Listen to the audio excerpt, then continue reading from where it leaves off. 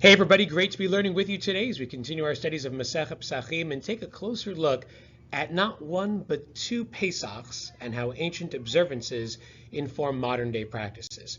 We're all familiar with Pesach Mitzrayim, the one-time event that changed the course of Jewish history. The Jewish people, of course, were commanded to spread some of the blood of the Korban Pesach on the doorposts of their homes as well as on the doorframe as part of an observance that occurred as a one-time event in Jewish history.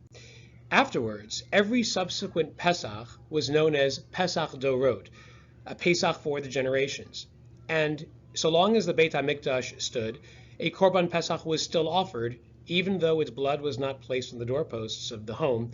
It was still offered in accordance with the Torah's commandment, V'yachaltem oto b'layla hahu, you should eat it being the Korban Pesach, on that particular night.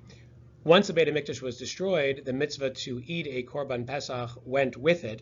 We still have some symbolic observances of the Korban Pesach, which we commemorate on our Seder plate with the Zroa, featured there at the center of your screen. Now there's a second Pesach, Pesach Sheini, which is essentially a makeup opportunity for anyone who was unable to make the journey to Yerushalayim and offer the Korban Pesach in its appointed time on the 14th of Nisan.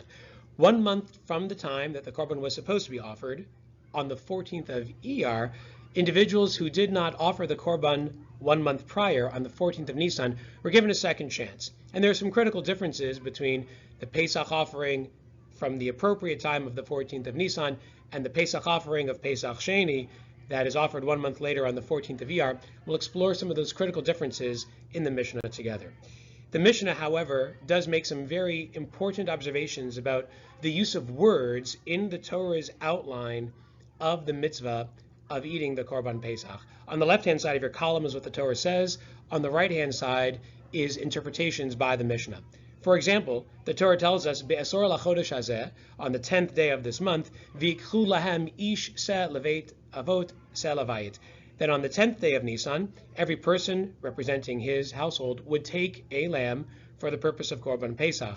And this is what the Mishnah says, that it's mikchu mi be'asor. It's taken from the 10th day.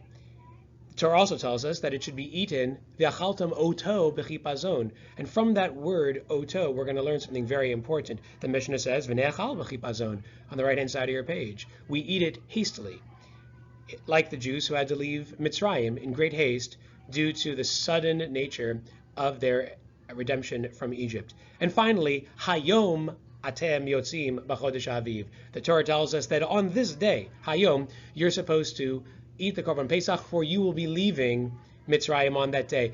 And from that word Hayom, the Mishnah extrapolates another important lesson, which we'll see together when we study the Mishnayot in class. Those are some of the critical differences between Pesach Rishon, Pesach Sheini, and Pesach Dorot.